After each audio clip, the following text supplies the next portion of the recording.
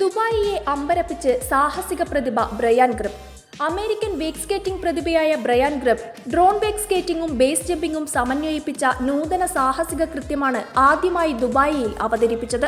ദുബായിലെ address beach റിസോർട്ടിലെ sky ബ്രിഡ്ജിന് മുകളിൽ സമുദ്രനിരപ്പിൽ നിന്ന് 294 മീറ്റർ ഉയരത്തിൽ സ്ഥിതി ചെയ്യുന്ന ഇൻഫിനിറ്റി പൂളിൽ നിന്നാണ് ഗ്രബിന്റെ സാഹസിക യാത്ര ആരംഭിച്ചത്. ഗിന്നസ് വേൾഡ് റെക്കോർഡുള്ള മേൽക്കൂരയിലെ കുളത്തിനു കുറുകെ 94 മീറ്റർ ഉയരത്തിൽ ഒരു ഡ്രോൺ ഉപയോഗിച്ച് കുളത്തിന്റെ അരികിലൂടെ കുതിക്കുകയും 77 നിലയുള്ള കെട്ടിടത്തിന് മുകളിൽ നിന്ന് ബേസ് ജമ്പിലേക്ക് മാറുകയും താഴെ ബീച്ചിൽ വിജയകരമായി ലാൻഡ് ചെയ്യുകയുമായിരുന്നു. ഗ്രബിന്റെ 7 വർഷത്തെ സ്വപ്നമാണ് വേക്ക് പേസ് എന്നറിയപ്പെടുന്ന ഈ ശ്രദ്ധേയമായ നേട്ടം. വേക്ക് സ്കേറ്റിംഗിൽ 3 തവണ ലോക ചാമ്പ്യനായ ബ്രയാൻ ഗ്രബ് നവംബർ 29-നായിരുന്നു പദ്ധതി യാഥാർത്ഥ്യമാക്കിയത്.